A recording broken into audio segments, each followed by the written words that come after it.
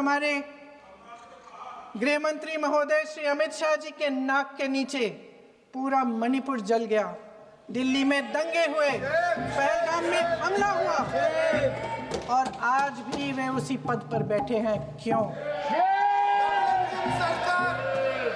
अध्यक्ष महोदय, बमबारी से अखबारों के हेडलाइन बनते हैं, मगर कहानी सुरक्षा में की चूक में भी है। आज देश खोखले भाषण नहीं सुनना चाहता, देश जवाब चाहता है, तसल्ली चाहता है कि सच उससे छिपाया नहीं जाएगा। देश जानना चाहता है कि उस दिन अप्रैल 22, 2025 को क्या हुआ और क्यों हुआ। आप तो खुद अपनी पीठ थपथपाने में लगे रहते हैं।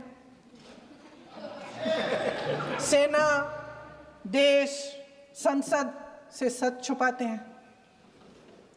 ऑपरेशन सिंदूर जब शुरू हुआ, हम सब ने समर्थन किया, सब एकजुट होकर खड़े हो गए इस देश के लिए।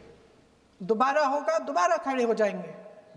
अगर हमारे देश पे हमला होता है तो यहाँ इस सदन में किसी भी पार्टी का हो, कोई भी हो, सब आपका समर्थन करेंगे।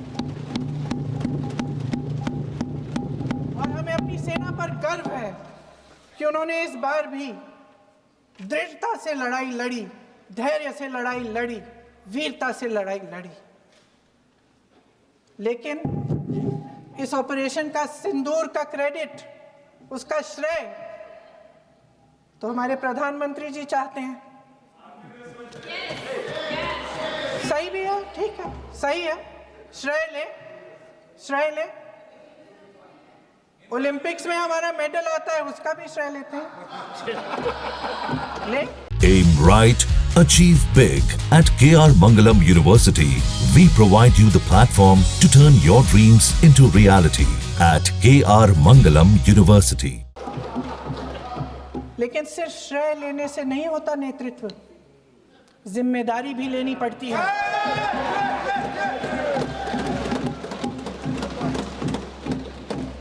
देश के इतिहास में ये पहली बार हुआ, देश के इतिहास में ये पहली बार हुआ कि जंग होते होते ही रुक गई। रुक गई है जी।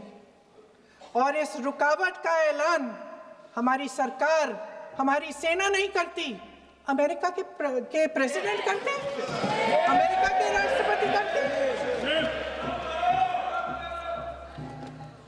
ये हमारे प्रधानमंत्री महोदय की गैर जिम्मेदारी का सबसे बड़ा प्रतीक है।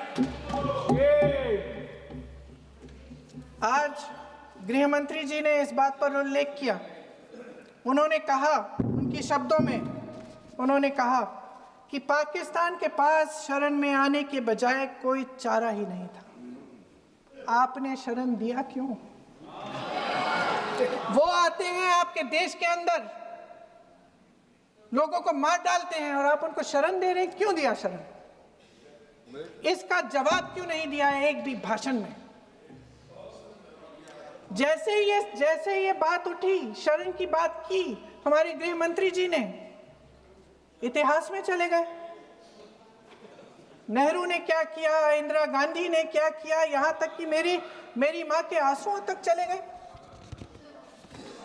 लेकिन इस सवाल का जवाब नहीं दिया कि ये सीज फायर हुआ क्यों, ये जंग रुका क्यों, और तब क्यों रुका जब दुश्मन के पास कोई चारा नहीं था हमारे श्रेय में आने के बजाय।